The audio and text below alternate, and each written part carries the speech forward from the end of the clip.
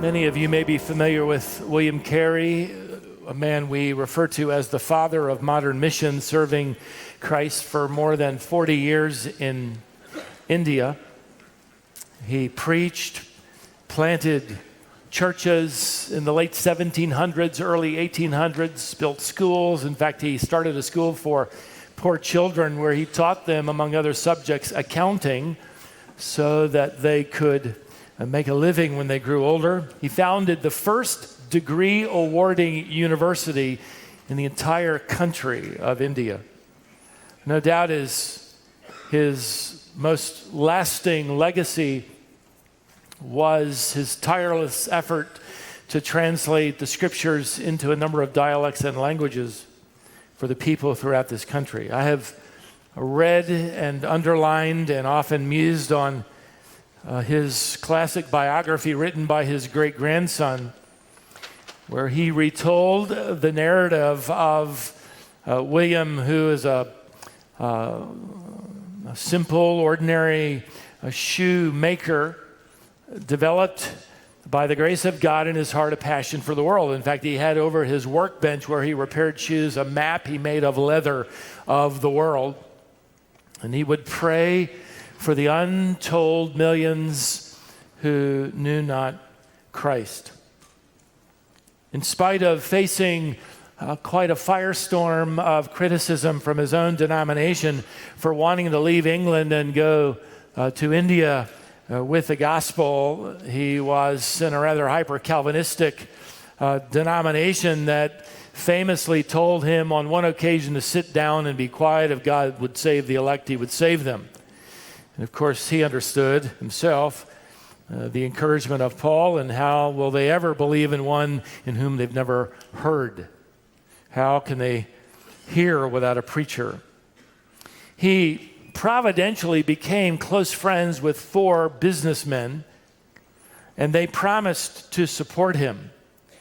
Carey would often refer to descending into the gold mine of India, and that idea kind of caught on with the other 4 men, and they even came up with an expression called the rope holding pledge or promise. Carey said, and I quote, "I will go down into the mine if you will hold the rope." Before he departed from England and descended into India, where he would give his life, one of his 4 supporters remembered, and again I quote, "William took an oath from each of us, as it were, at the mouth of the pit, that while we lived, we should never let go of the rope."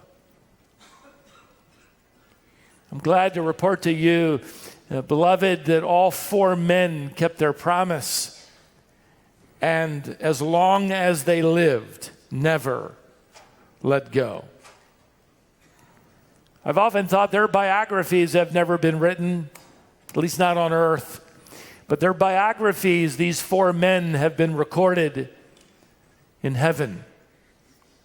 The lives of Fuller, Pierce, Ryland, and Sutcliffe are for the most part unknown to us. They are not unknown to Christ. They're not unknown to William Carey. They're not unknown to a multitude who even now inhabit heaven. They held the rope as he climbed down. The Apostle John happens to be writing a letter to a rope holder named Gaius. And in case you miss it, he's going to inform us that every one of us have a part to play. We also have been sent. We give, we pray. We may send others elsewhere. But all of us play a critical role in hanging on to the rope. I want you to turn with me in your New Testament to an inspired lesson on how to properly hold the rope. We call it 3 John. So turn there. The rope holder in this case is a man named Gaius. Gaius has quite a reputation for caring for traveling preachers and evangelists, church planters, ambassadors of the gospel, the William Careys of the first century in his part of the world. Today we find a description of what exactly he did and how to do it best. We arrive at verse 5, note there. Beloved, you could render it again, my dearest friend, he's referring to Gaius, you are acting faithfully in whatever you accomplish for the brethren, and especially when they are strangers, that is, they're unknown to you. And they have testified to your love before the church. You will do well to send them on their way in a manner worthy of God. Stop there for a moment. He is commending Gaius, and he commends him for a couple of things. First of all, for being and having a faithful reputation. John writes, Gaius, you are acting faithfully. You could render it loyally. You are acting loyally to the workers of the gospel. In simple terms, Gaius is more loyal to them than to himself. He is self-sacrificing. He essentially opens his home and his stable and his barn and his refrigerator and his checkbook to these traveling ambassadors of Christ. These are brothers. What do we know of them? Well, they're unnamed, like Ryland supported, and like Sutcliffe supported Carey. We don't know the names of these William Careys, but we do know the name of, in this case, the one who held the rope. John calls them, if you look down at verse 8, he tells the church to support such men. And he uses language here in the original construction that creates this class, this category of men. They're known for the fact that they have gone to spread the gospel. And of course, every church member, by the way, is an ambassador for Christ. We are all called to represent him in the arena where he's placed us. But this league of men, this band of brothers, so to speak, are unique in that they have taken it on the road. That's the idea. They've taken it out on the road. And as we've already discussed, that isn't easy, especially in the first century where you're on the road. The Holiday Inn wasn't around in the first century. I've commented on it before. Authors have brought it again to my attention that I'm reading and studying along with. If you travel along the Roman paved roads that intersected throughout that empire, you would find that, or you might encounter one of what they called post houses. They were built at intervals of every 50 miles. And at an evening, you might arrive at one of those post houses that served as inns. Several authors wrote that these post houses weren't accommodating like you might want your hotel to be accommodating. They were, in fact, notoriously unsafe. One author said, thieves were already watching and waiting. Government spies were listening. Accommodations were dirty. The food was poor. The rooms were flea infested. And the price for staying one night was exorbitant. It's interesting, I encountered this quote this week. Even Plato once referred to them, and he compared them, and I quote, innkeepers, Plato wrote, are pirates who hold their guests for ransom until they finally escape. Doesn't sound like the kind of place you want to check in for the night. Which is why people didn't usually travel without some kind of referral or recommendation from some distant family member to wherever they're heading, some friend who would then provide them upon that letter of referral hospitality. In fact, this letter we're studying, and we'll eventually get to Demetrius, this letter is a letter of referral where John is recommending that Gaius open his home to Demetrius. But that didn't make it any easier. Can you imagine Gaius? Your doorbell rings late one night, and there stands somebody you don't know, a stranger, you've never been introduced to him, and he's got a letter of recommendation where the Apostle John is essentially saying, hey, Gaius, put him up for the night. In fact, it might even be longer. We don't know. How long is he going to stay? Thank you, John. Oh, we don't know. We don't know. Couldn't help but think of Benjamin Franklin, who wrote on the subject of hospitality. He wrote, evidently from experience, that after 3 days, fish and house guests begin to smell. Sometimes it doesn't take 3 days. Here's the point. Gaius is more faithful. He is more loyal to the taking care of others than in his own loyalty for his own household and the taking care of the conveniences and the comfortable patterns of his own life. And that's convicting to me because I've got some patterns, don't you? Let me point out one more thing about Gaius. He not only has a reputation for being faithful, he has a reputation for being loving. Notice verse 6 again, where John points out, they have testified to your love. I think it's interesting that John didn't call it hospitality. It was. John doesn't specifically refer to cooking and cleaning and giving, which it was. He called it love. And that's because all the cooking and cleaning and inconvenience, conversing and giving were demonstrations of and rooted in and out of agape, that word for love John uses here, which is a demonstration of the love of God for us. And evidently it made it into the testimony meeting. Notice these guests testified in the church, literally in church. That is, in a church meeting, they testified, Gaius, of your reputation and care.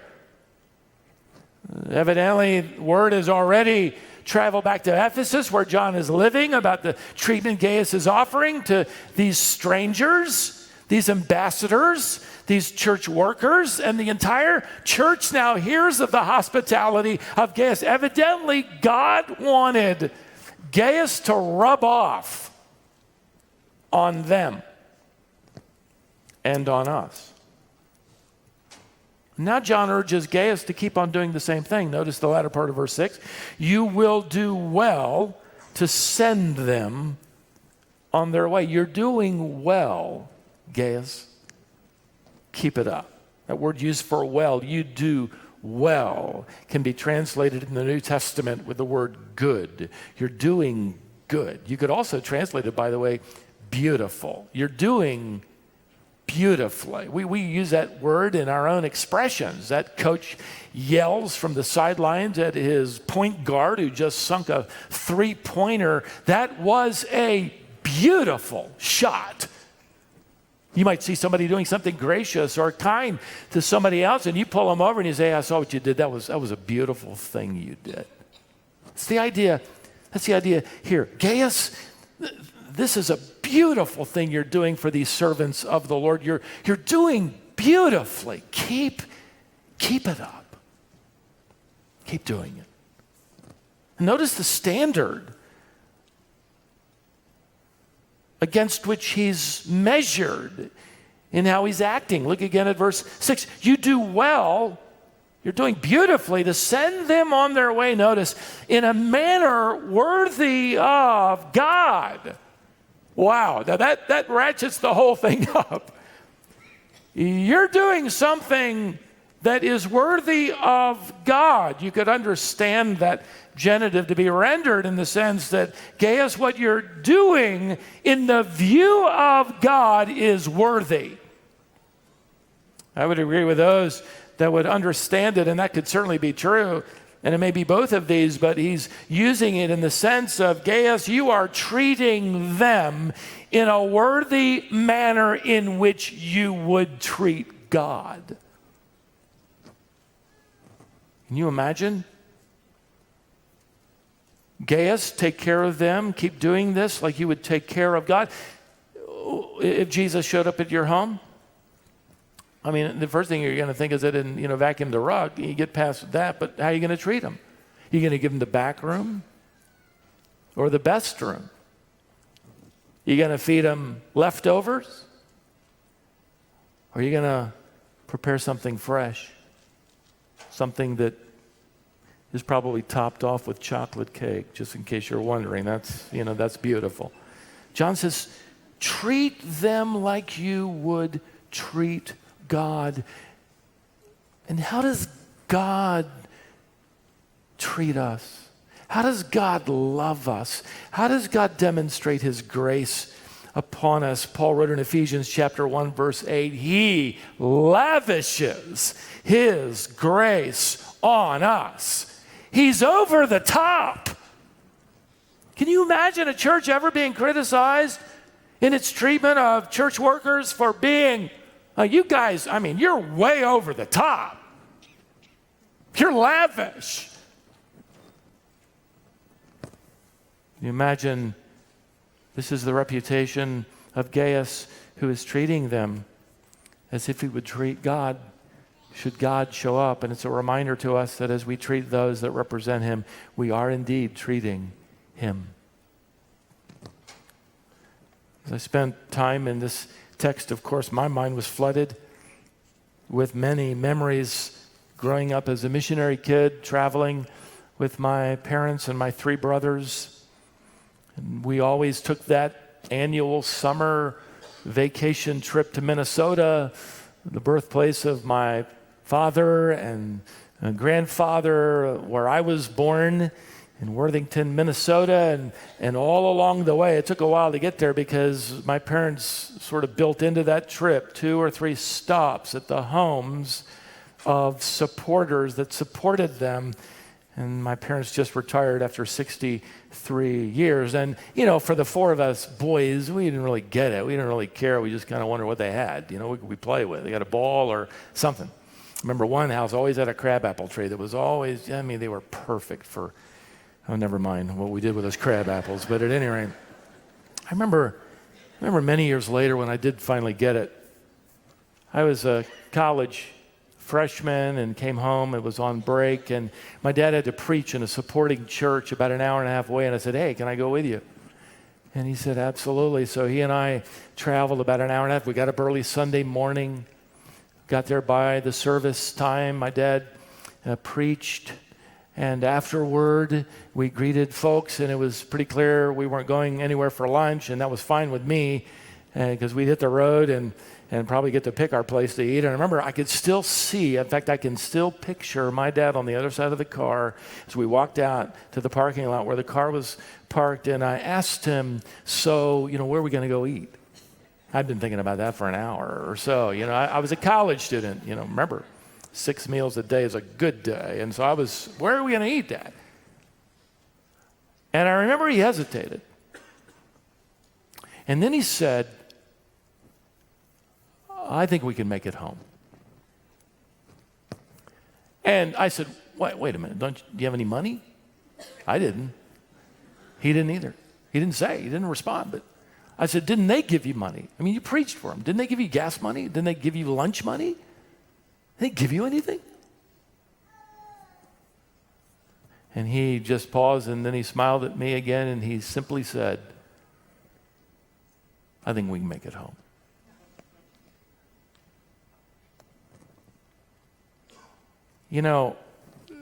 I often think of them when I think of what we do.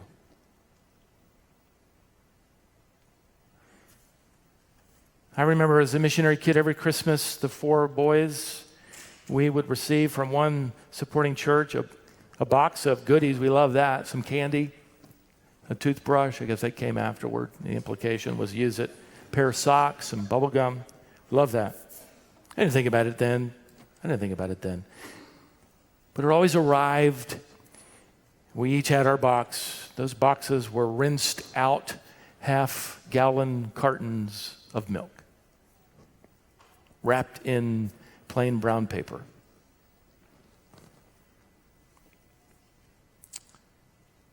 Couldn't they afford a regular box and a little Christmas paper? The other side of the story, of course, is many wonderful stories of trailing around with my parents, and I had it so much better than many other missionary kids. I never suffered, never. Like, we always used to love to get to this one home I've mentioned to some of you old-timers. It was somewhere in Illinois, I think. It was Mr. and Mrs. Pieper. We had fun with that name. My three brothers did. I didn't. I had a halo, but you can just imagine. Every time we arrived at the Piepers' home, she had a fresh tray of homemade cinnamon rolls for us four kids to kind of plow through.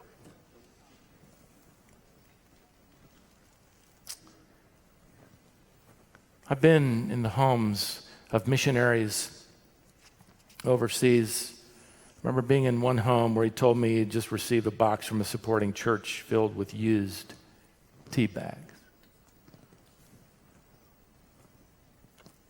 Not exactly lavish. How do you handle that kind of indignity? How do you handle that kind of perverse frugality? Here, we've had it. We're going to give it to you, and maybe you can get something out of it. Can you imagine Jesus showing up and you inviting him into the living room saying, hey, let's have a hot cup of tea. Let me use the tea bag first. There's probably some left in there for you. Have we forgotten who these people are? You want to know why we want to treat servants of Christ who've given their lives to the gospel as beautifully and as generously as we possibly can? Well, John gives us two reasons why. First, because of the name they serve. Notice the beginning of verse 7. But they went out for the sake of the name. Now, that's an absolute use of the word name, which is why it's probably capitalized in your translation. It's found like that, again, though not capitalized as it ought to be, but it's found in the book of Acts in chapter 5, where we're told that the apostles were ordered never to speak again in the name. In that name. John 5:28. In fact, later on, again in that same chapter, in verse 40, they're told never to speak again in the name of Jesus. So if there's any doubt about what name we're talking about, that's it. In that same chapter, Luke records that after the apostles were flogged by the religious leaders for their preaching, that they went out rejoicing because they had been counted worthy to suffer for, here it is again, the name. I love that. See, when you see a reference to the name, it's an expression that represents everything that Jesus Christ represents. It's everything about his nature and his attributes and his deity and his gospel. This is who he is. His name is who he is. This is why his name is above every other name. Because he is superior to all others. Philippians chapter 2, verse 9. Because of the fact that his name represents him in all his glory. In fact, the apostles preach there is salvation in no one else. For there is no other name under heaven given among men whereby we must be saved. The gospel and the name of Jesus are exclusively, absolutely, entirely, inseparably linked. You can't have one without the other. One of the things you're hearing more and more of these days is that all religions are basically worshiping the same God. He just has a number of different names. Christians, Muslims, Jews, Buddhists, Hindus, one God, many gods. We're all worshiping the same God, and whichever God it happens to be is going to be very accommodating because we were sincere in the fact that we were following those gods or that God or whatever God it might be, and he's going to let everybody in. The world of the Apostle John was basically saying the same thing. This isn't new.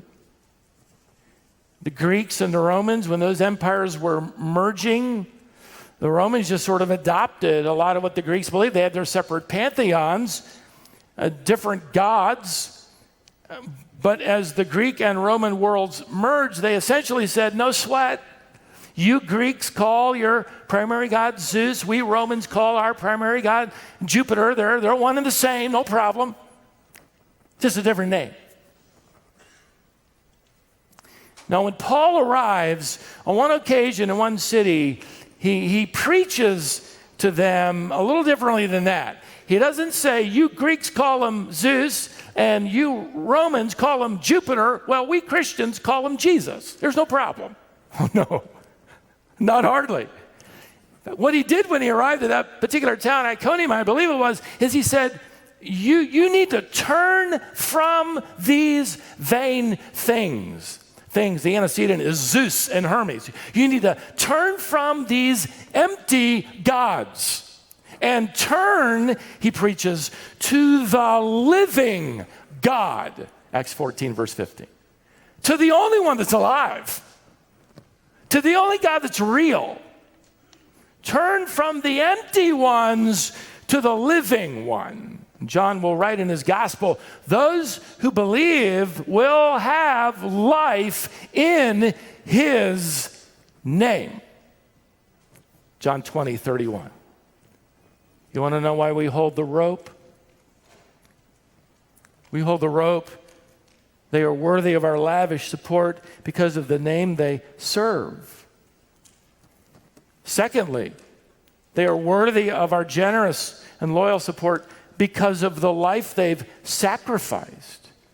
Notice verse 7 again, but they went out for the sake of the name, accepting nothing from the Gentiles. The term Gentile simply refers to unbelievers. That may be the way it's translated in your text, or pagan. These are the unbelievers. Now, to apply this principle broadly to the church today, the church doesn't ask the world to fund her mission. We don't write letters, to unbelievers asking for money. If somebody finds out you're going and they give you money, wonderful. But you don't go after them. We don't raise our missions budget by doing bazaars and bake sales and flea markets. We don't sell our stuff to our neighborhoods hoping they'll buy our stuff so we can send another team to the field. That turns everything upside down. In fact, it cheapens the gospel. It distorts our mission. We end up selling to people we should be reaching with the gospel. Turns it upside down. Now, to narrow the context to the people John is referring to, these traveling preachers and evangelists and church planters and pastors and translators and whoever, full-time Christian workers, they didn't raise their support from the Gentiles. In other words, God has designed the church to fund the mission of the church, to support those who represent the gospel of the church, which is the gospel of Christ. That's the pattern. And a healthy church follows that pattern. And then the problem with that, though, right, is it gives us as a church the responsibility. We better step up. The average global worker today, it'll take them about 3 or 4 years to raise their support. Because churches love to have, a lot of missionaries, but we're going to give them $50 a month. It takes them a long time. What they need are people to come along who will hold the rope. You see, these people have left their homes. They've taken it on the road. They may have left their home culture. They left their sources of income. They've entered a ministry of faith. It's not about money. In fact, they've walked away from it. And in many cases, many of them have walked away from making a lot of it. There's no career path out there. There's no promotion out there. I think of a doctor who sold a thriving practice in order to attend Shepherd's Seminary here and now is living on the meager income of a church planter. I think of a building contractor who sold a successful business he owned so that he could come and attend seminary, and now he and his family live in another culture in a hut with a dirt floor. Can I tell you, these choice servants of the Lord are hoping and they are praying that believers and churches will follow the counsel of the Apostle John and the testimony of Gaius. In fact, the counsel of the Apostle Paul, who with John, agreeing with John, wrote a little further on the subject to the Corinthians. This is the pattern of the church. He writes, "For it is written in the law of Moses, you shall not muzzle the ox while he is threshing." God is not simply concerned about oxen, is he? In other words, that law wasn't just given for them, was it? No, Paul answers his own question. For our sake it was written. He's talking to us. Here's how it works. For if and since we sowed spiritual things in you, Paul writes, is it too much if we reap material things from you? Is that asking too much? In other words, this is how it's supposed to work. This is the relationship.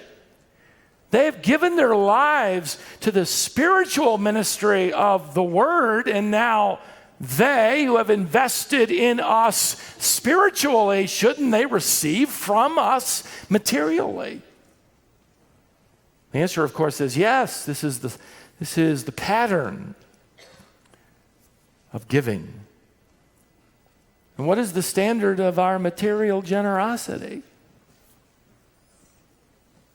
Is it used tea bags? Or is it something that could be rendered generous and lavish? So the question for us today, are you holding any rope in your hands? When's the last time you felt the strain of those ropes? The burden, the need, the mission. Has it strengthened the muscles of your faith with the way that you've gripped those ropes? Are you holding the rope of this church? Are we together holding it? Is it really yours? Are you led by God, and have you obediently enabled someone or some ministry outside the church who has impacted your life spiritually? They sow in you the word and you give back to them material things. I pray that when we all reach the end of our days, we all have, as it were, some rope burns in our hands, some calluses, for the sake of the name which is above every name, and the cause that is most glorious, that we could only give ourselves to. It is the gospel of the one to whom we've often said today, to him be the glory. And may it be through us even greater glory because of the fruit that abounds to his name as we hold the rope and we trust the Lord and we serve him by serving others.